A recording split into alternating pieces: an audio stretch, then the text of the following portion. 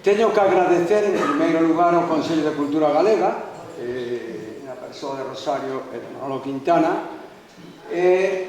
teño que agradecer que se fixera isto a Ramón Rozas, que tamén explicou o proxecto e é un apaixoado do que é a Illa das Esculturas desde moi pronto que o integramos no proxecto despois de 2001, cando se crea a Asociación da Illa das Esculturas. Quero dar as gracias de unha maneira especial porque isto, un proxecto, eu soñei este proxecto, a mí non me gustan os cans. E un día perseguindo un can dunha moza que tiña, debía ser o 94 ou 95, me tuve que quedar co can porque a moza non sabía onde iba, e correndo detrás do can descubrín esta illa. Ben, pero antes de chegar aí, que fui o puro azar, teño que decir que isto non sería posible sin materializar o proxecto en termos políticos. Eu soñei con isto no ano 94, 95, 96, Antón Sobral é compañeiro e partner das miñas aventuras estéticas, sabía de todo isto, el tamén colaborou, e tiña un proxecto feito xa en torno ao 94, 95, 96. Pero me facía falta pasta. E non había pasta. Eu, nos principales apoiadores, si vale a palabra, fui Juan Luis Pedrosa. Seguramente sin él non sería posible a illa. Sin él, sin Pinini, vexo aí a Freddy, Pinini, Pilar Rojo, que fui fundamental. Creo que foron as dúas persoas esenciales para que isto en termos políticos fora adiante, porque eu soñaba de feito necesitaba 120 millóns de pesetas daquela, que logo se ampliou a 136 millóns, necesitaba unha voz política, e tuve dúas, Pilar Rojo, Juan Luis Pedrosa, que era alcalde, os dous coleccionistas e persoas moi sensibles, non? Quero dicir todo iso porque este é un proxecto que pensei en eu, logo Rosa Olivares se integrei moitos anos despois porque necesitaba unha empresa. Rosa non ten nada que ver co proxecto, ela se negaba a ser comisaria e eu obliguei a ser comisaria no ano 99, porque creo que necesitaba unha empresa e era importante a labor dela. Como decía, teño que dar gracias tamén a persoas que están aquí, que de algún xeito alentaron este proxecto. O último artigo o fixemos dous compañeiros de Belas Artes, Jesús Pastor e Yolanda Hernández, que están aquí. Creo que hubo sempre unha vivencia do que é a Illa das Esculturas a nivel bibliográfico, afortunadamente. Eu fago unha pregunta. Tal vez a gran experta mundial en arte e natureza é Colette Garot, francesa, que considera a Illa das Esculturas de Pontevedra un dos 10 proxectos de arte e natureza máis importantes do mundo. De feito, quero recordar que en 2008, cando sale o seu libro Arte e Natureza, que foi libro do mes na librería do Pompidou, dedica 12-15 páxinas ao proxecto de Illa das Esculturas de Pontevedra. Sei que estou nunha cidade con un alto grado, perdonádeme, solo ser moi agresivo a veces, pero que llevamos a facer, xa son della, non me podo parar. O dos grafiti que falaba Ramón, estudiei durante un tempo quenes éramos con un amigo meu psiquiatra e quenes podían ser autores de grafitis, e son personalidades, ese 15% que hai entre nós de psicópatas narcisistas. O psicópata narcisista, que é un individuo que sole mentir, que sole reafirmarse na asunción de un poder frío, calculador, que é incapaz, é unha patoloxía que sole nacer na nenez ou na adolescencia, que é incapaz de evaluar as consecuencias dos actos que fai e carece absolutamente de remordimentos. Evidentemente, ese psicópata narcisista é o que fai de Pontevedra, se non a cidade máis grafiteada de Galicia, unha das máis. Eu digo un dato, en un xapeveo de fai 20-22 anos se puxeron 50 esculturas na rúa. Aos 20 días foron destruídas todas. Eu me pregunto, unha cidade administrativa tranquila, unha cidade que a principio de século tiña un club que se chamaba Carepas, xente culta, políglota, pero eso, seguramente os que estades aquí, estou seguro que sodes esa élite privilexiada de Pontevedra que asistides aos actos culturales, porque eu sempre vexo as mesmas caras, pero non é a cidade de Pontevedra. Eu non podo decir a cidade de Pontevedra é unha cidade culta. Non o podo decir, nin siquiera da clase política. Por eso eu dou as gracias a Ramón por lembrar estes 25 anos de unha referencia de arte e natureza que me parece que é fundamental.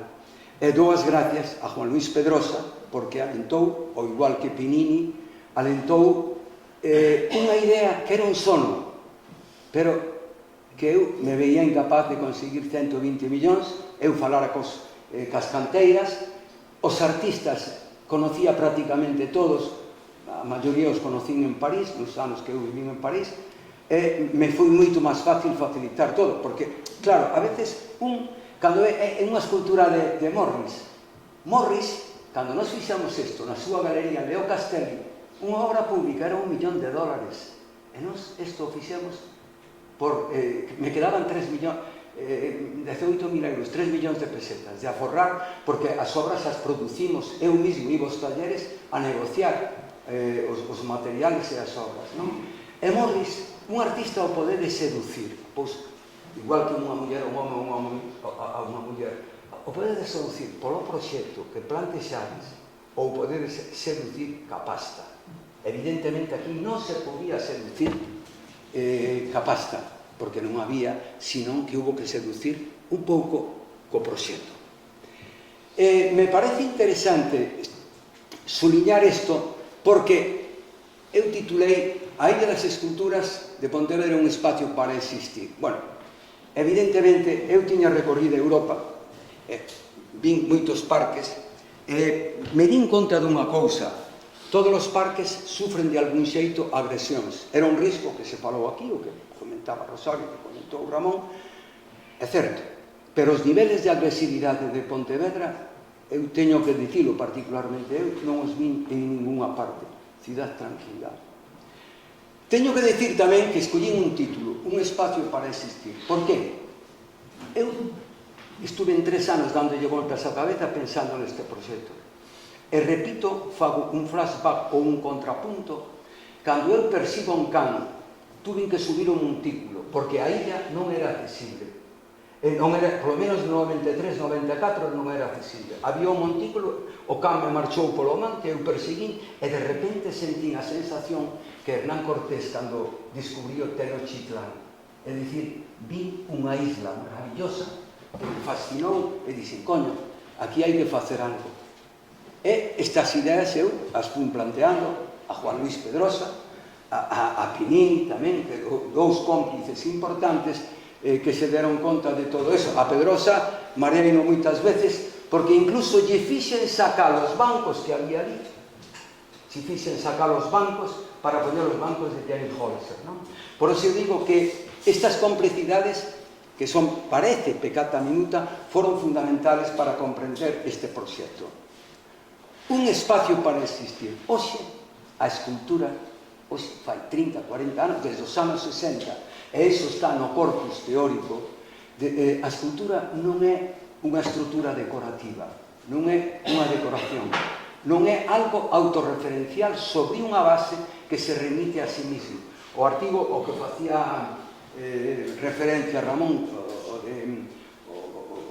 espacio a escultura no campo expandido de Rosalind Krauss, que é un artículo cardinal básico, ela recupera casi un espacio que nace na prehistoria. E, por suposto, Galicia ten moito que ver. Cando alguén nos recorda, Mircea Eliade quería crear unha cidade, un espacio, xantaba unha pedra e convertía o que era o caos, espacio homogéneo, en cosmos, zona heteroxénea habitada.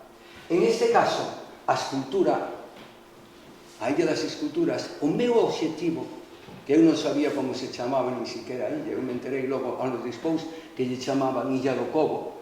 O título iba a ser unha homenaxe a Chillida, íbamos de chamar Eloxio do granito, un título moi chiguiriano, pero de pronto, cando empezamos a traballar, vimos que a xente empezou a chamarlle Illa das Esculturas.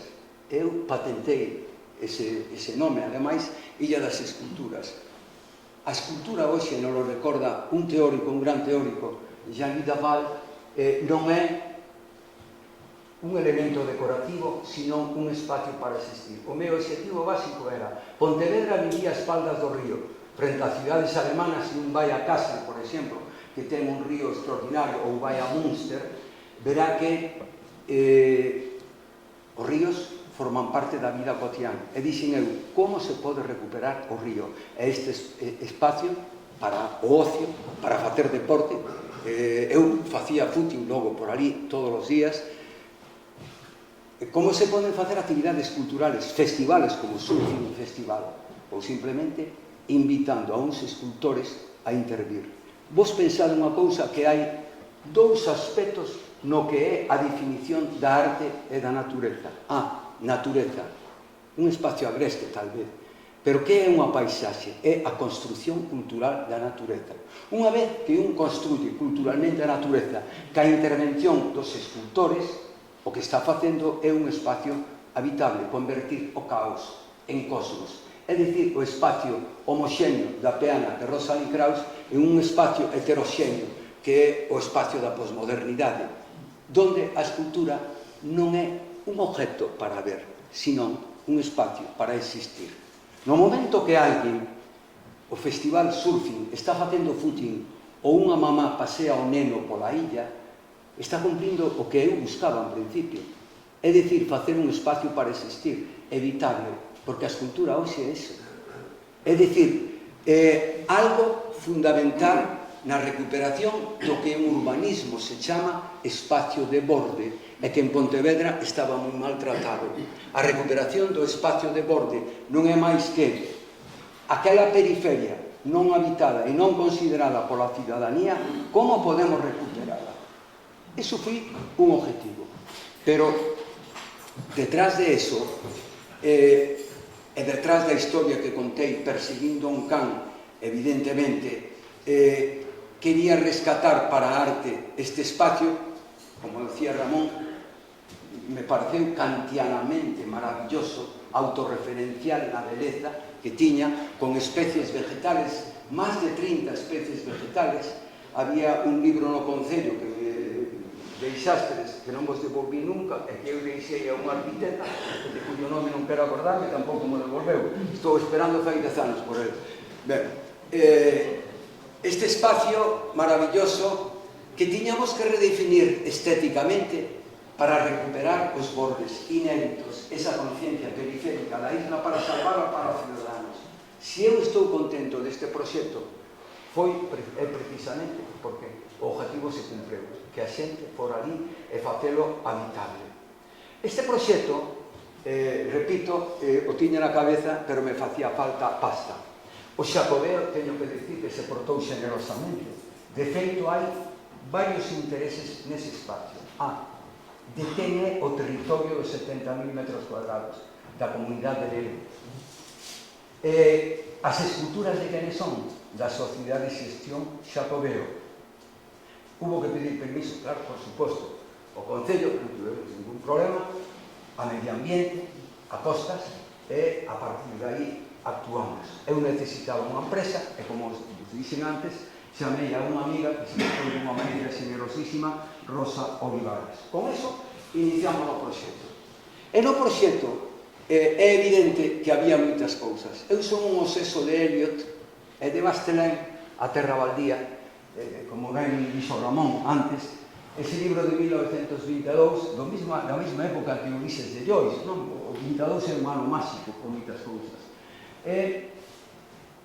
O libro de Eliot aporta unha cousa que me pareceu fundamental. É un libro contemporáneo ainda. Cumpleu o centenario, eu celebrei na miña maneira fai 2 anos, ten algo importantísimo, que é reconsiderar como un collage a fusión entre o pasado e o presente. A posmodernidade non foi máis que ante unha situación de crisis e non sabemos a onde ir. Que fai un tío cando non sabe onde ir? Un tío como a tía? Pois apoyarse nos amigos. Nos apoyamos no pasado. Estuve vendo de Viña, que foi fundamental tamén. Ela fixo a primeira tese que hai, que colaborou, e fui a nosa asistente fundamental na Illa das Esculturas, a primeira tese de doutoramento que se fai en Salamanca sobre a Illa das Esculturas, non? Ao marxe de Fernando Casas, que foi un dos cerebros básicos tamén que colaborou na illa. O de Bastelán, unindo o pasado e o presente nun collage que ten en conta o que é o sentido clásico, foi fundamental. Por qué? Porque eu pensaba, Pontevedra é unha das rexións europeas con máis petroglifos e actuacións megalíticas por kilómetro cuadrado, xunto con Bretaña. É dicir, Pontevedra é pedra, aquilo que decía Mircea Eliade, a pedra, ante todo, a manifesta un xeito de ser absoluto.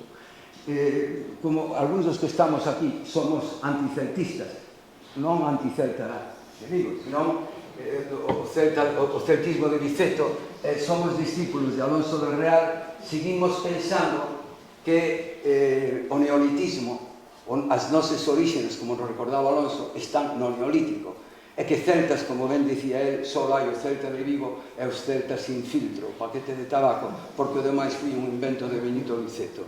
Ben, en ese sentido, unha das fontes do neolitismo, do megalitismo, da Idade de Bronce, a temos en Pontevedra, na zona de Pontevedra. Entón, pensamos en términos etnográficos, prehistóricos e antropolóxicos. Eu recordo cando un americano como Richard Long veu aquí e veu a cidade de Pontevedra e dixo, coño, isto é todo pedra. Quedou alucinado pola cidade, todo pedra. Nós, como vivimos dela, ni siquiera o sentimos, nin o padecemos. É así como tratábamos de recuperar esa zona amparados polo de Bastelán. Eu fago unha pregunta. Por certo, o que queira, aquí hai un resumen de todo o que foi a Illa das Esculturas, como se fixo, o que se fixo, o significado das obras. Eu, solo pola deformación que tiña das clases cos meus alumnos, prohibíalles copiar apuntes, entón me vi obligada a facer un PowerPoint e regalarlo. Entón, eu, os que queirades, me deixado o correo electrónico, eu vos mando isto, non? E cales foron as claves da nosa intervención naquela illa fluvial, zona de borde da cidade e naturaleza perdida para os ciudadanos? Bueno, teño que pedir disculpas porque está en castelán e eu estou replanteando constantemente este PowerPoint porque é produto de medio cento de conferencias que levo dado nos últimos 25 anos, en España moitísimos, en congresos, en Francia e en Italia. A última fui en Torino. O marco cultural xacobeo é fundamental porque realmente conseguimos a financiación da Sociedade de Xestión Xacobeo, pero considerábamos que Galicia, é dicir, é unha cidade, é unha zona europeísta. Santiago é o emblema metonímico, pero consideramos que Pontevedra formaba parte dese camiño e o Xacobeo, como marco cultural histórico da Idade Media, tiña que ser algo importante. De xeito, eu fixen un pliego de condicións que lle din a todos, máis ou menos a todos os artistas, se dirixa a todos os artistas, o marco cultural que pretendíamos para esta illa de 70.000 metros cuadrados. O granito foi fundamental, pero o granito a nivel etnográfico, por eso mandei este espécimen de cultas pedras, da pedra da Valar, da Virxe da Barca, que para min era fundamental para explicar a importancia dese cultas pedras que definía unha parte de Galicia esencial, non? A roca, ante todo el, dicía Mircea Eliade. Evidentemente, a todos eles se lles falou das posibilidades da pedra non só desde o punto de vista etnográfico, sino desde o punto de vista económico. O primer país productor de granito é China, é o quinto España, pero que España é Galicia na produción de pedra. Canteiras como Marcelino Martínez e Hijos e outras de Priel, que son moi importantes. Marcelino Martínez e Hijos vendeuse a unha empresa inglesa que agora opera desde Alicante. As canteiras significan para Galicia unha fonte de riqueza, pero é un material, digamos, económico, con unha importancia grande no PIB, pero tamén na posibilidade de estender o brazo a un tipo de cultura, ti fixestes antes alusión a lo que para nós foi moi importante, que eran os canteiros galegos ambulantes, que se inventaron unha linguaxe que era a verba das arxinas, ou o verbo das arxinas, non? En este sentido, tuvemos en conta tamén o que é a diacronía histórica desde o bronce final, desde o neolítico, pero desde o bronce final, donde se sitúa posiblemente o petroglifo de San Xurxo de Montes en Mogor, que vai a ser esencial, establecemos unha relación, evidentemente, con a obra culminante de Mateu no século XII, o Pórtico da Gloria, é dicir, o que é o románico. Cal é a identidade artística de Galicia? Onde está? Está no neolítico, posiblemente, na cultura castrexa, Edade de Ferro, e no románico. Tal vez no barroco tamén, xa no século XVII, principios do XVIII. E no traballo dos canteiros, que foron fundamentales, eu son miembro fundador da Escola de Canteiros, no ano 78-79, e me parecía fundamental recoller unha tradición para traballar con ela. En este caso, a cantería popular, o seu idioma, a natureza como paisaxe e cultura, tendo en conta, aí tedes Gundolme, combate, e tendo en conta tamén as raíces da transformación escultórica da que fala Rosa Mitraos, que marcan o minimalismo e o land art. E aquí estaría Fernando Casás tamén. Fernando Casás é contemporáneo nos anos 60, desde que ti faz os objetos, non que chaman idiotas, no Amazonas. Fernando, ainda que naceu en Galicia, marchou moi neno a Brasil, tiñas 4 anos, non? 2 anos, pero ainda falas castelán e galego con acento portugués. Brasileño, si ten razón, brasileño. Bueno, ca mesma experiencia que tiñan os pais da transformación da escultura na segunda metade do século XX, seguramente a partir dun tío que non é, que é menos conocido, que é o japonés norteamericano Isamu Noguchi. Isamu Noguchi é imprescindible, se queredes entender a Manolo Paz, mirade antes a Isamu Noguchi, eu comprenderedes ben. Isamu Noguchi e todos os land artistas e minimalistas, de aí que fixéramos moita incidencia en Robert Morris, incluso eu estuve tratando un tempo de contactar con Michael Heiser, pero me foi imposible. Contactei con Richard Serra, pero detrás xa entendín que había un catalán detrás, por unha cuestión, perdón, non quero ofender a nadie, me pedía medio millón en un banco antes de vir a actuar, en fin. Eso explica que establecéramos unha relación entre Stonehenge, que posiblemente sea neolítico ou bronce, ainda a cronología está por decidir. Os poño aquí os espacios de Isamu Noguchi, o tedes aí á dereita en Long Island, no Garden Museum, como trataba el a pedra e como trataba os espacios que sacralizaba convertindo o caos en cosmos, e por suposto intervencións na natureza de Richard Long ou de Martha Schwartz, que é unha das grandes arquitectos paisaxistas nos últimos 30 anos. Todo isto foi tido en conta, de aí que nos tratáramos de romper esta idea de monumento. Hai un teórico da arte que estudiábamos na facultade, pero que está pasado, fai 50 anos, que se chama Alois Riegel, que trata de definir a escultura desde a conciencia da peana. Pero unha vez, a peana autorreferencializa a escultura, é dicir, lle crea un espacio artificial, mentres que os minimalistas e land artistas e os artistas conceptuales se deron conta dunha cousa, de que a ubicación da escultura é o chan natural. Porque eso provoca que a escultura nazca da terra e nace de un espacio que é o propio espacio que temos que definir. Eso comprenderon moi ben os antigos. E os antigos, cando querían apoderarse dun espacio para convertirlo en cidade, o que vos dicía ao principio, convertir a natureza a través dunha construción cultural en paisaxe, facían eso, simplemente chantar unha pedra. Todo eso tratámoslo de ir definindo para saber que tipo de escultores tiñan que vir aquí para crear un espacio para existir e definir esa conciencia do que se chama hoxe na escultura, non hoxe, fai xa 50 anos, hierofanía. Hierofanía. Hieros fanos, a manifestación do sagrado, que é a conversión dun espacio homoxéneo nun espacio heterogéneo. Todos os espacios nos que interveñen os artistas na dimensión pública ten moito de hierofanía, na conversión dun espacio sagrado, caos, nun espacio que é hierofánico, que é o espacio do cosmos.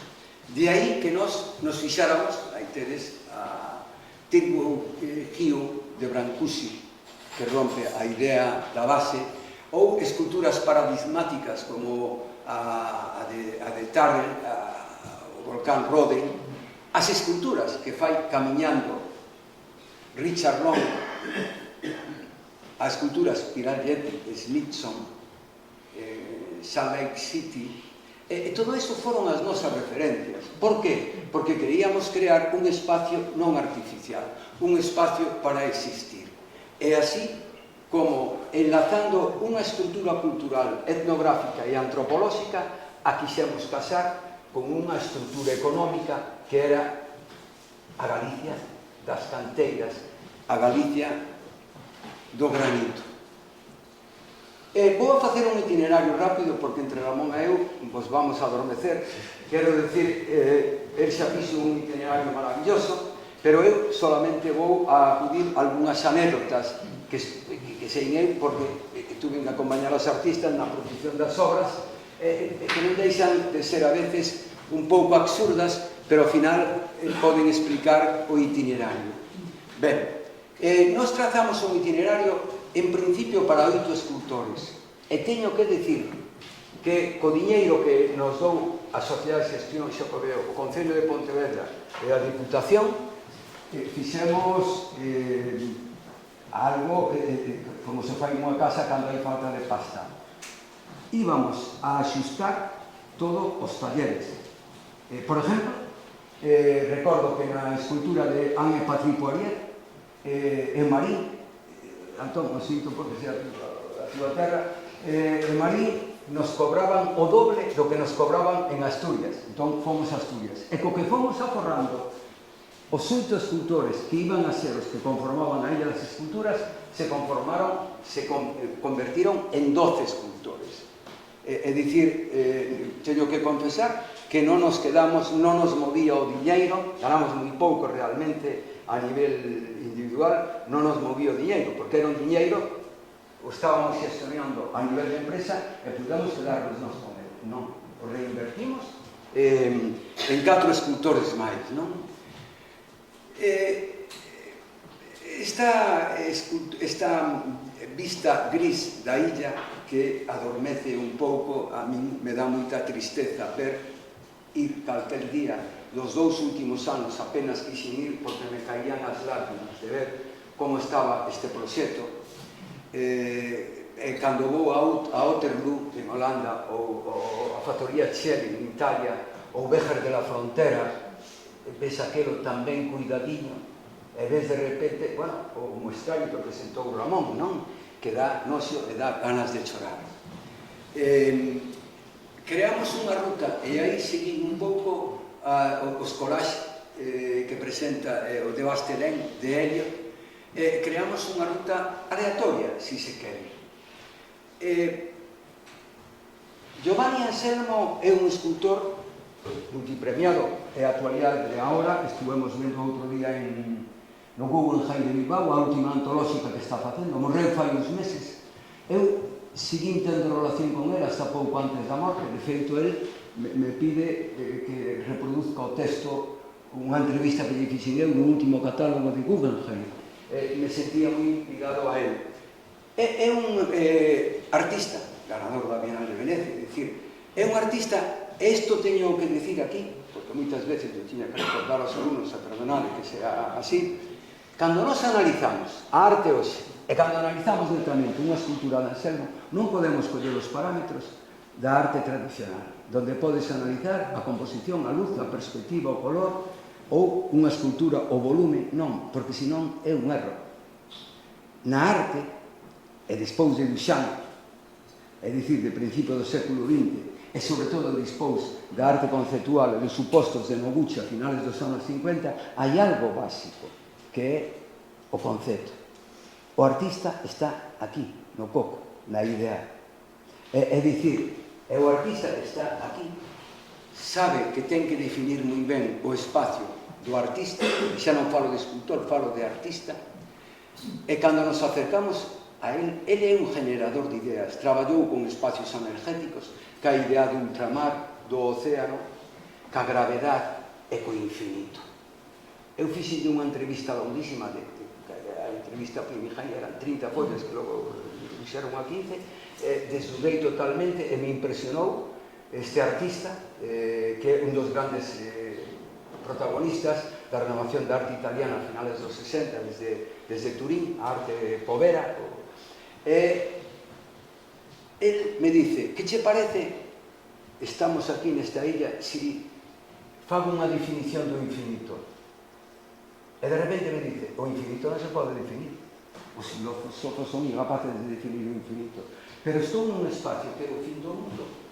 E sei que se fago unha pedra, a pedra, o granito, foi un material identitario que se lle impuxo a todos. De feito, el sí ten traballado ca pedra, pero moitos artistas é a primeira vez que traballan ca pedra aquí. Entón, cielo acortado, que tuvemos que negociar o título, tuvemos que pasar do italiano, dicía cielo acorchato, agora falo perfectamente italiano, porque din clase de moitos anos, dicísimo Cervantes ali en Milán, pero naquel momento era máis eu falábamos en francés. Entón o pasamos, porque discutimos, se iba en italiano, iba en galego, en español, ou un que idioma iba, non? Entón, fixemos en outro idioma, en francés, si el raccourci, entón me aproximei máis ao concepto. Ti que queres dicir? Quero dicir que o ceo está máis próximo da terra. É dicir, como lle chamamos? Ceo recortado? Consultei con algún amigo filólogo e me dixeron, sona mellor cielo acortado. É dicir, non se pode definir o infinito, pero creo unha medida que é 1,20 m de altura nun paralelepípedo de 22 centímetros de ancho, e sei que o ceo, o que imaginamos como a metonimia da eternidade e do infinito, está 1,20 m máis cerca da Terra. E con eso queda curado xa Anselmo. É dicir, el propone unha idea, a idea do infinito. É a obra que lle teño que constantemente, cando levamos alumnos a última visita foi fai 10 días de Valle Inclán, cando levamos alumnos hai que recordar isto non o podedes analizar nin como un cuadro de Velázquez nin como unha escultura monumental, hai que analizarlo desde un punto de vista dos conceptos e das ideas. Este artista propone, que tamén é creación, unha idea, e a idea é a do infinito. Ben, por certo, a loita nosa aquí no futuro será recuperar o pavimento inicial, non? Eu non sei a que político iluminado se lle ocorreu cementar. Por contrato, non se podía actuar, pero bueno, se fixo de todo. Enrique Velasco era moi importante para nós, un artista vencellado á Escola de Canteiros. Enrique, que traballou, é un alumno de Canteiros desde que se creou no ano 78-79, un alumno inteligente. Era importante a súa participación por varias cousas. Primeiro, porque se convirtou nun estudioso do verbo das arxinas, era un exquisito canteiro e tiña ideas escultóricas máis alá da reproducción artesanal, porque cando un estudia cantería se queda a veces prisionero da artesanía, da reiteración de formas previstas. El non, era un creador. E en este caso, cando nos propone Xaminorio Xunqueles Obai, a traducción sería Camiño de Xuncos, ten en conta varias cousas. Primeira, que é un lodazal, unha foto que presentas ti, estaba inundada, un lodazal, e fai dúas superficies que o levan a unha dimensión do recordo da infancia. Esa frase tan tópica xa, a miña única patria posible, Rilke, é a miña infancia. Ben, el recordaba de neno os baños aquí a finales dos anos 50, me decía él, finales dos anos 50, como se bañaban aí. Entón, el creou dous espacios, tendo en conta tamén a paisaxe, a horizontalidade da paisaxe. Tendo en conta eso que decía, a paisaxe e a construción cultural da natureza. E logo traballa en torno ao Tao e crea un sistema de tríadas que el manexa a través de 12 palabras con un procedimento de pedras que el fabricou no seu taller por un proceso que el chama alquímico, pedras refractantes que provocaban unha idea especular de refracción, de espello. A partir de aquí, el crea espacios de relax, aquela zona verde que vedes á dereita, é para deitarse, a ponerse a ler e invitar a meditación.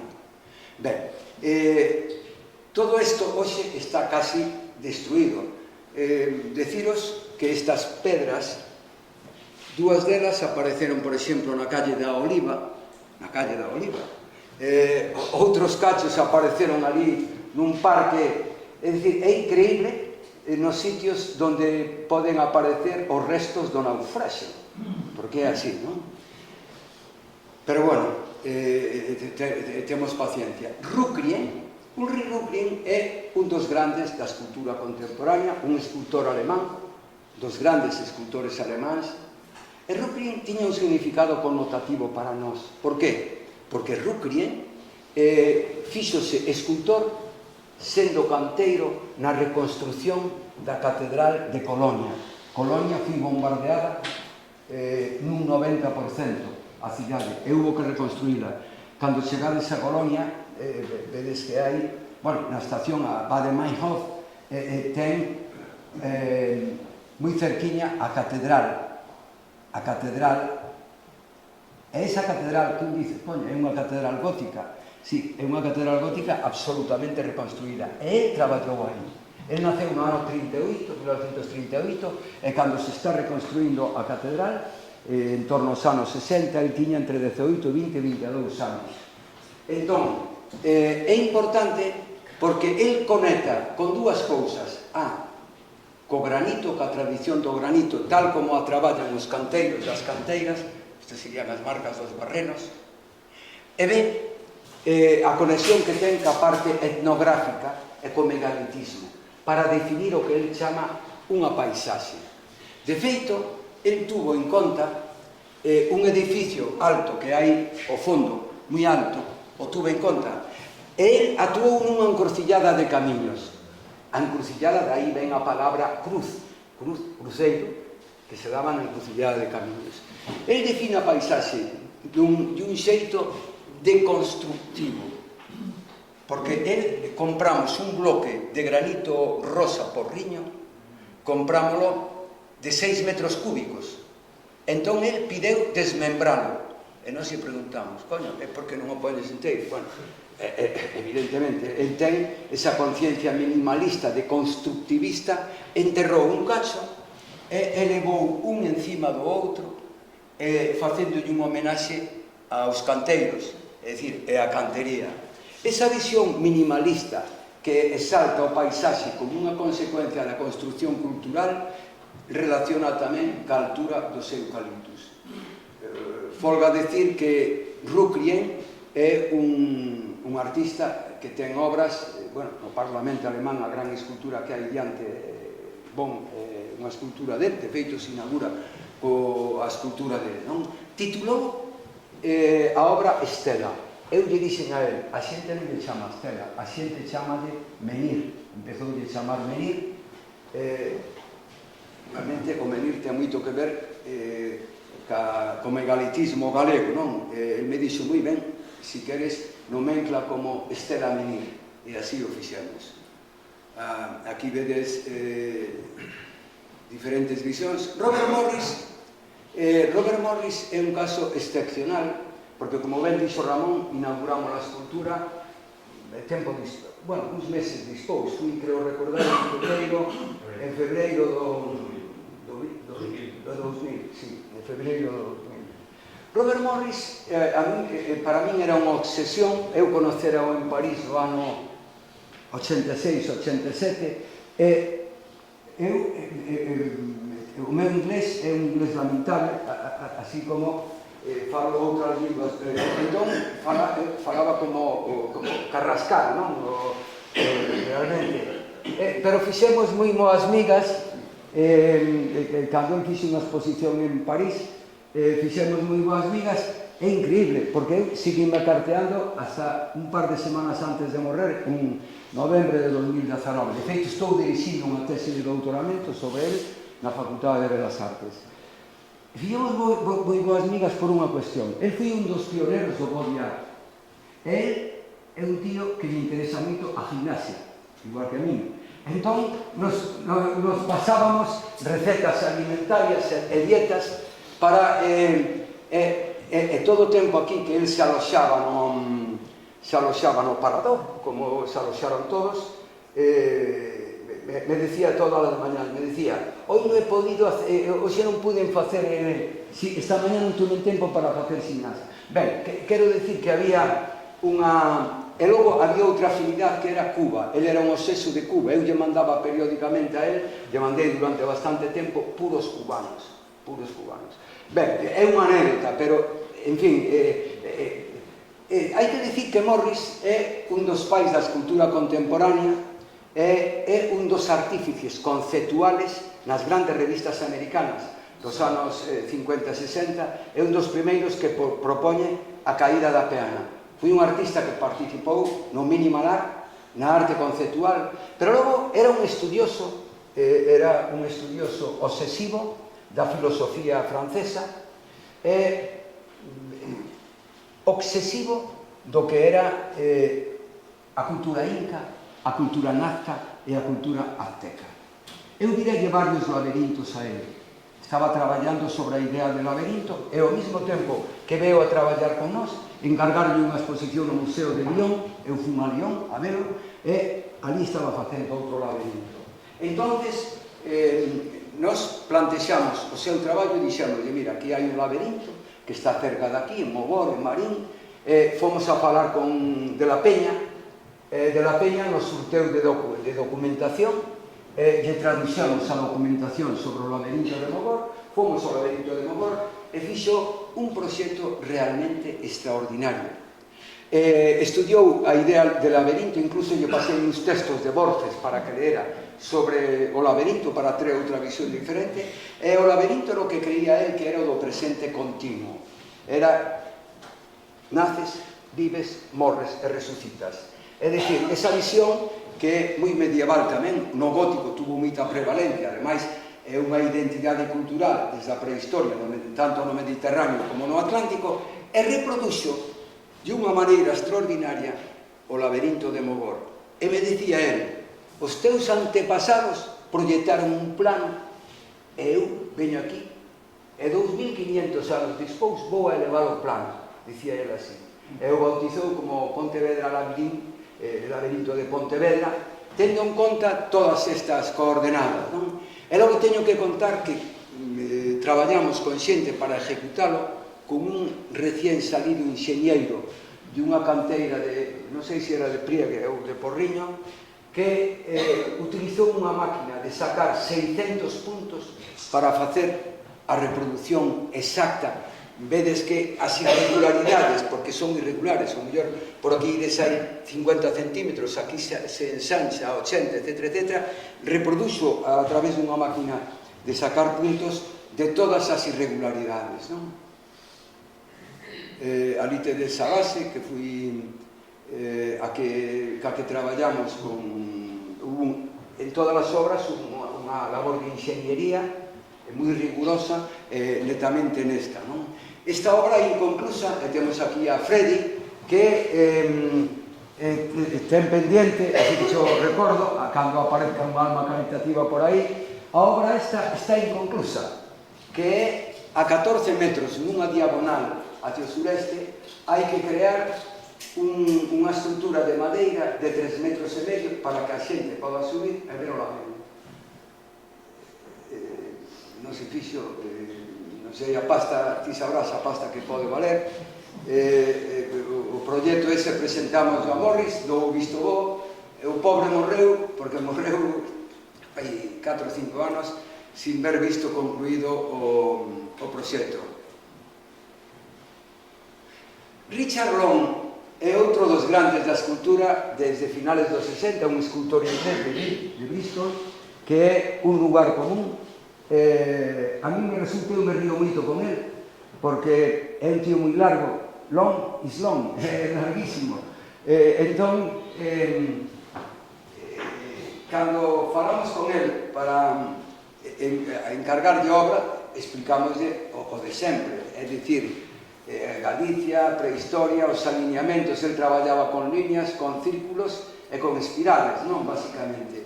El que dicía, trato a terra igual que os indios americanos antes de chegar ao home blanco a América, porque o traballo de Richard Long, el nació no 45, no ano 65, cando ten 20 aninhos e ainda non terminou a carreira, tuvo a visión de comenzar a andar, e as pegadas, as huellas que deixaba, foron as súas primeiras obras de arte, a pegada.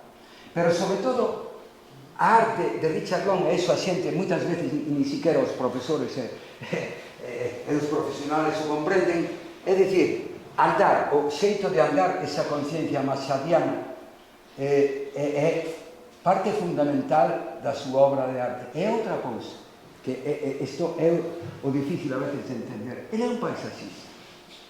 Pero hai dous tipos de paisajistas. O que representa, Velázquez representa, e ve o que presenta, é dicir, o que traballa ca realidade. El non representa nun lienzo a paisaxe. As pedras del son pedras de verdade. A erva é erva, e o contexto atmosférico e espacial é o real. Entón, como paisajista que construye culturalmente a natureza, ten unha conciencia certa que traballa en relación ao espacio e ao tempo, cuya distancia marca o home cos pasos que dá ou cos plantexamentos que fai en relación á natureza. Ele nos plantexa Pontevedra Line, línea para Pontevedra, que de cachote, son 37 metros, creo recordar, 37 toneladas, que nos lle axudamos a transportar a pedra. Algúns, como en Holanda, se quedaron con unha pedra firmada, non, Holanda? O traballo dele tan exquisito, que cando lle axudamos a transportar a pedra o camiño que ele elixeu, o sendero, a senda que ele elixeu como continuación do camiño, nos dixo: ahora marchadevos, non quero a nadie aquí, porque as pedras as cargo eu. É alucinante, porque se puxo unha faixa e colocou durante 6-7 horas, contabilizamos por reloj, 6-7 horas sudando, porque era no mes, era no verano. Que? Xuño. En xulio, por aí, sí. Xulio. En xulio inauguramos, e fui en xuño. El mismo foi colocando todas as pedras, e como el que? E sin comer, exactamente, que nos mandou unos a nos a comer, el se quedou ali a montar as pedras. E nos deixou un plano, porque sabía unha cousa, dice: en espacios urbanos eu sei que o meu alineamento vai a ser agredido, non? Esa definición do alineamento, que ten moito que ver cos alineamentos megalíticos de Galicia, de megalíticos, creo que marcan tamén a conciencia que ten el a nivel poético do que é un sendeiro e da dinámica do tempo en relación co andar. Este é a estrutura que nos dixo: sempre que lle encarguedes a un canteiro, de pasarlle unha copia, porque ten, agora que está destruído, porque ti non dixeste algo que é fundamental, que un dos deportes de algún dos rapaces de noite é coller as pedras e tirarlas ao río. Parte das pedras non están ali, están no río. En fin, o que falábamos antes, non? Psicopatía narcisista. Ben, todo isto marca unha liña de definición tamén na escultura, e quero lembrar que Lon é dos grandes inventores da escultura nos últimos 50 anos.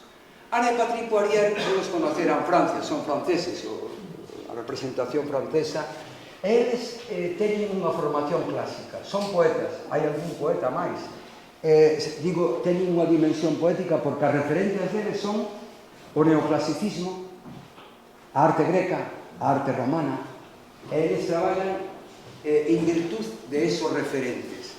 Entón, eles son uns exquisitos, con unha mentalidade, repito, esencialmente poética, e decían, Pontevedra é unha cidade tranquila, que podemos facer ao lado dun río?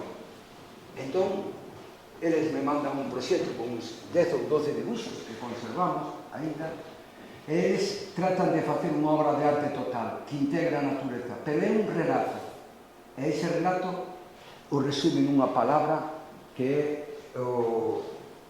a idea de xardín que nace no Renacemento, a folie. A folie nace no Renacemento italiano e foi reconsiderado na xardinería inglesa a partir do século XVII e XVIII. Entón fai o que chaman unha folie para Pontevedra. En esa folie, eles quixeron creala en pedra, en grandes estruturas megalíticas. Pero calculamos o peso e o enxeñeiro que tiñamos asociado ao enxeñeiro, nos dice, en 2-3 anos o peso vai a afondar e desacredar sin obra. E por eso tuvemos que acudir a urxencia de utilizar unha estrutura metálica e lixeira, non? Que teño que decir que no plan de mantenimento do Concello os xardiñeiros o que tiñan que facer é recortar o perímetro, non deixar en estado salvaje todo eso, non? Cousa que non se fai, non sei por qué. Ben, entón crean unha estrutura, que explicou antes moi ben Ramón, un camiño con uns arcos inclinados para expresar ese sentido neoclásico, decadentista, neorromántico, recorrendo o primeiro arco que está dedicado oubli, ao esquecemento, ao olvido. Tamén o negociamos, aquí demos de a negociar, o Anselmo prefireu o castelar, porque dixo, non, entende o máis xente, e eles, Anne e Patrick Poirier, preferiron o galego, non? Entón metemos oubli, o esquecemento, o primeiro arco, o segundo arco é odeur, os olores, solitude, a soedade, e o último arco rêve, os sonos. Por qué? Porque eles tratan de crear en 4.000 metros cuadrados con máis de 30 especies ou 30 tantas especies vegetales que foron arrasadas polos energúmenos, desapareceron, absolutamente desapareceron todo. Tratan de crear un lugar de decontracción para Pontevedra. É dicir, a folie era un lugar de decontracción ata chegar a memoria, é dicir, hortus conclusus. Hortus conclusos, que sería este.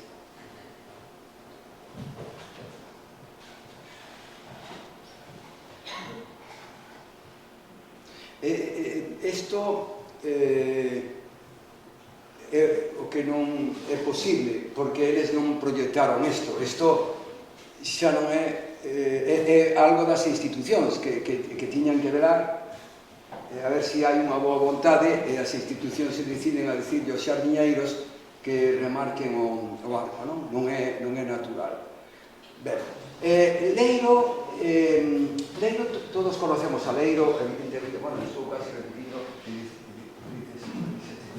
Leiro sempre traballou, conocémoslo, porque é fillo de un carpinteiro, nace como escultor nos anos 80, por certo, a Diputación, non? Deu un premio.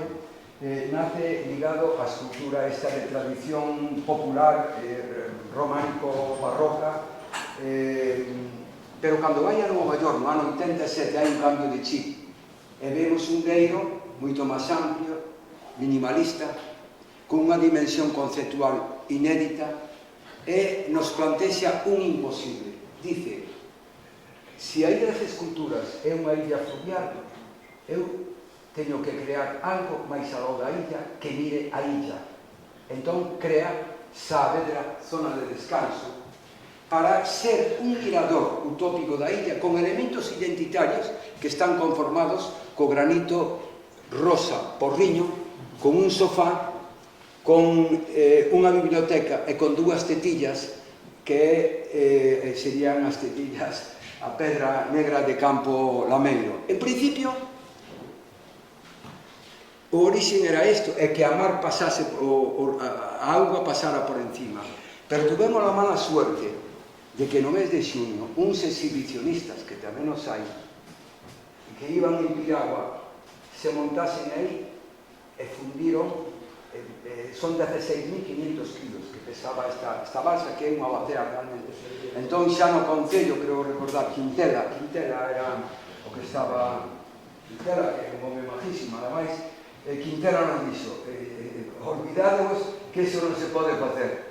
Teño que decir que incluso os pais quixeron denunciarnos por ter eso aí, porque puxamos en peligro a vida dos seus nenos, non? En fin, isto pode pasar tamén. E a partir de aí tuvemos que reconstruir unha posición diferente que desdeña un pouco a idea primixenia, que era que o salón fose flotante e que a mar, a auga, pasase por encima. Hubo que crear un lastre, parece ser que a normativa non deixa facer o lastre a ras da agua, e nos tuvemos que ceñir a elo, non?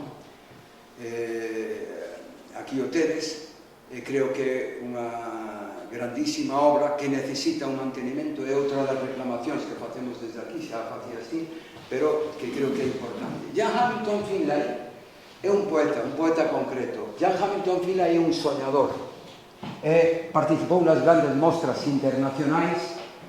Finlay, como poeta, tuvo sempre un soño, que é crear un espacio. En Edimburgo, a 40 km ao suroeste desta cidade, el crea un espacio utópico de varios centos de miles de metros cuadrados que lle chama Stony Path, que no ano 1966, que logo rebautiza como Little Sparta. Cando un vai a Little Sparta, o que ve son medallóns, estruturas neoclásicas, embarcacións semi-hundidas, semi-fundidas, a idea de naufragia, que é o que dice María Zambrano, no naufragio vai a vida, toda unha serie de obras que fai un artista conceptual que esconde a un poeta, porque el se consideraba poeta, non un artista visual. O que pasa é que comeza a materializar as súas ideas a través de estruturas que nos remiten ao pasado greco-romano, sobre todo de base neoclásica. E cando chega a illa, comía Smith, era un día de chuva, creo que era abril, e había unha parella bicándose, chovía, e estaban os patos, os cisnes, e veo aquele espacio de unha maneira tan romántica que dixo, coño, xa está feita a obra. Unha parella bicándose, debaixo uns árboles, sin paraguas, nos íbamos con paraguas. Recordo que, cando eu dixo xa temos a obra feita, na comida, Pia Smith nos falou de Petrarca, falou con el por teléfono, e nos dixo, este é un espacio para Petrarca. E nos fai un proxecto, este proxecto, que nos lo regala, nos lo manda, é este. É dicir, recolle o espacio nun xeito apropiacionista e os tres medallóns nos remiten a tres sonetos de Petrarca que falan de amor, de melancolía e de soledade. Entón, el se apropia do espacio para o amor, para a melancolía e para a soledade. Claro, estes medallóns caeron co tempo, aleatoriamente non sei quen nos colocou, porque hai un ritual na colocación. Os medallóns teñen que estar colocados a 5 metros de alto, un a salida do sol, o colocamos, creo recordar, a 8 ou 8:30 da mañán, outro a mediodía, cando o sol está alto, e outro a posta do sol, non? Eu fun onte ali, para encontrar os medallóns, me volvín torpe, está todo barallado, non? Ben, ele nos invita a que reproduzcamos no catálogo o texto, os textos dos 3 poemas, e incluso nos invita que fagamos unha postal para que lle demos a xente, non? Ele nos mandou, eu recibo o modelo de postal, que pode ser unhas 30 ou 40 na casa, o modelo de postal para que lle demos a xente. Dan Graham, efectivamente, como dixo Ramón, Dan Graham foi unha das esculturas en Pontevedra no proxecto Porriño, que se chamou, na Bienal de 1988, non? Pero foi unha obra que non se sabía onde colocar. Graham jamás traballou con pedra, traballaba sempre con vidro. Hubo que convencelo xa na Bienal para que traballase con granito. Ao final accedeu, materializou a peza, porque todo o traballo, gran parte do traballo fixemos por, como se chama ese sistema que había antes, que se ponía un papel polo teléfono? Como? Por fax. Fax, por fax, efectivamente, ni siquiera me acordaba, fax. E ele nos mandaba por fax os planos, e nos mandou 3 maquetas, nos mandou as maquetas, porque esta obra era unha obra feita, nos tuvemos que falar con ele. Teño que dicir que contei ca complicidade de un ser cómicamente maravilloso, que era o alcalde de Porriño, que non nos querían dar ao principio, agora estaba en Porriño, ali mal metida nunha plaza, Barros, recordados de Barros, non? Un home moi afectuoso, fui moi cómplice tamén con nós, porque logo finalmente eu dixen, bueno, e se vos decides se falastes co artista e se a queredes levar, ou levadla, e metémolo aquí, replantexamos con el, estudiamos as posibles ubicacións, e a que máis lle gustou, por qué? Porque ele traballa coa conciencia do behaviorismo, coa conciencia especulara de refracción. Entonces, ele reclama un espectador activo, por eso traballa con cristal, porque quere unir o interior e o exterior. Entón, cando ti ves unha escultura dele, que solen ser pirámides, unha forma tópica, eterna, digamos, ves que o espectador se reflexa nela, incluso se move os pés, ves como te reflexas nela, e ele dice, eu traballei con pedra porque me dixeron que tiña que traballar con pedra. Entón, mandou pulir a escultura, granito rosa puliño, e incluiu 3 pirámides dentro. E efectivamente, cando ele lle demos varios sitios, ele dixe, quero ao lado do río, porque ao lado do río se pode reflexar, e que este orientada hacia a salida do sol. Efectivamente, na salida do sol, ve reflexada a súa sombra na escultura, ao mesmo tempo que a veces, cando hai marea alta, se reflexa no río, non? Que é o que busca ele na escultura. En calquer caso, creo que é unha obra extraordinaria, esa duplicación da imaxe, a salida do sol nas augas tranquilas do río Lérez, leva implícita a propia filosofía de Dan Graham. Aquí tedes. E Croft, o escultor portugués que tuvemos, hubo tamén moita complicidade con ele. Bueno, se non hai complicidade é imposible traballar con estes escultores. Croft nos planteou unha obra, fijaros arriba, ele tiña imaxe, ele, na que vive en Lisboa, é un home que procede do mundo rural, é un estudioso do mundo rural. Se vedes a izquierda arriba, que vedes? Ele quería plantexar unha dicotomía que define a escultura do século XX, que foi a exposición que fixo Margit Robel, tal vez a gran exposición de escultura que se fixo nos últimos 50 anos, foi a que fixo Margit Robel no ano 87 no Pompidou, que era naturaleza e cultura para definir a escultura do século XX. E ele quere definir a loita entre a natureza e a cultura. E ele dice, a pesar de todo, a natureza sempre será máis forte. E colle os exemplos de viviendas rurales abandonadas, donde a menudo que crecen os árboles, destruyen a casa, que era a metonímia do que consideramos como cultura. E ele quixo aquí facer dúas cousas. Ele xa estaba nun período minimalista, donde utilizaba a imaxe en dúplice, e por iso quixo aproximar ao río. Desde a outra esquina se ve a duplicidade da imaxe. O que pasa que agora o río, o río Lere, vos sabedes que nos últimos anos ganaronlle moito terreno ás orillas. Entón, claro, a regulación neste momento xa non se produce, porque aloxara unha peza do río, o que lle pasa de Graham tamén. El plantexou esta casa, esta casiña que el, efectivamente, como decía Ramón, non tiña título, non titulaba, plantexando xa desde o principio un árbol, este árbol, que hubo que facer unha curva, para materializar a pugna entre a natureza e a cultura, quen é máis forte. A filosofía dele é, cando crezca, eu quero ver unha ruína, quero que o árbol rompa e non toquedes as culturas. Folga decir que sucedió eso e non lle dixamos nada, nin lle fixamos caso, porque senón non temos escultura hoxe. Entón eu tomei de maneira aleatoria cando xere Fernando a mellor me chama a atención como escultor, pero quero dicir que rompeu o árbol que vedes aí á izquierda, este árbol rompeu a casa, quebrou o tellado e cando chamamos ao Xeve, que é o noso canteiro que temos para restaurar, cando tuvo que facer a reconstrucción, e que facemos? Vamos a reconstruir tal como estaba a casa e separamos o árbol durante anos. Hubo unha corda que estaba atada a outro árbol para separala, senón aos 2 meses tiñamos a casa rota, non había escultura.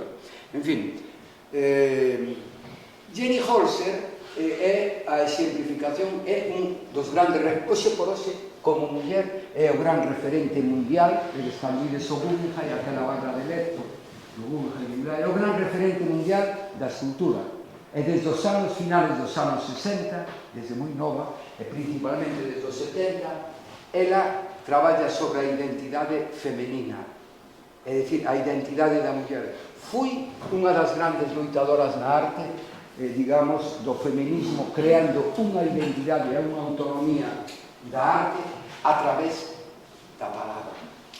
Ela tiña traballado con bancos moitos anos antes. Eu, cando pisei en Pontevedra, había nun paseo, había unha fila de 9 bancos, creo recordar, e eu dixen, temos que pedir a Pedrosa que nos deixe sacar estes bancos, e eu dicía, non nos vai deixar sacar. Bueno, fui o suficientemente sensible como bo coleccionista amante da arte, e nos permitiu sacar os bancos e colocar os bancos de Jenny Holzer. 8 bancos que teñen un ritual, están separados 34 metros un do outro nunha línea recta e cada un, o decía Ramón xa, ten 12 truísmos ou frases, sentencias que en total forman, creo recordar que son 96 en total, 96 frases. Que busca? Busca interactuar. Jenny Holzer busca, como toda a escultura, vos vedes que é todo reversible. É dicir, se nós sacamos as esculturas hoxe que están ali, non pasa nada. Que significa que é reversible? Que é un espacio que está tan mimetizado que cumpre a función que cumprían os blancos precedentes, pero provoca un diálogo co que se vai a sentar co espectador e provoca sobre todo unha reflexión nese espectador que estamos buscando. Ese diálogo é o que busca ela, non?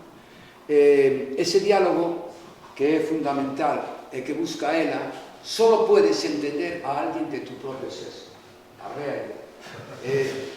Todas as cosas están delicadamente entrelazadas, todo lo interesante es nuevo, todo triunfo requiere un sacrificio. Ben, hasta 96 frases que hai, este elemento de interactuación é básico para entender o seu traballo. Quero dicir que é unha das grandes referentes mundiales hoxe do que é a escultura, e temos o privilexio en Pontevedra, efectivamente, de ser poseedores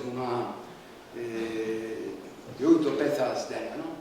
E logo Fernando Casás, que decía Casás, como é amigo, eu non podo parar. Casás é un referente fundamental da escultura e teño que decir que coetáneo, claro, ele vivía en Brasil a finales dos anos 60 traballando en torno aos proxectos do Amazonas, traballando con ese sentido de enerxía desde unha conciencia absolutamente ética. A obra de Casás é incomprensible sin establecer unha relación entre ética e estética.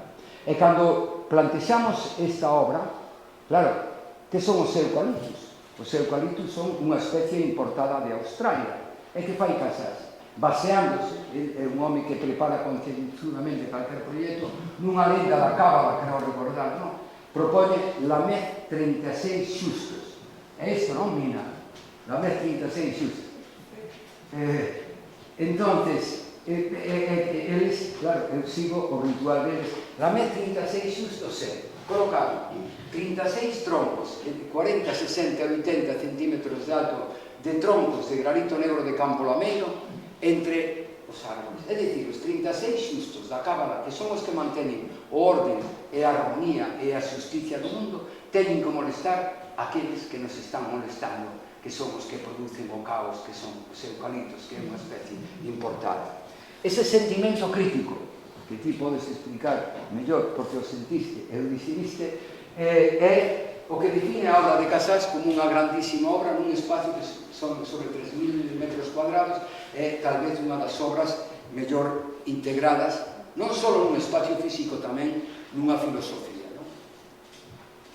Ben, terminar que dentro da isla poema na levedade de un poema que é sincrónico ao mesmo tempo partindo de Bastelán, eu solamente quería definir, termino con isto, o pensamento de Jean Daval, que é a Illa das Esculturas, ni siquiera é un parque. Iso lle parece moi mal aos artistas cando se lle fala de parque, porque eles entenden que é unha reserva dos indios, senón eles falan en términos de arte e natureza.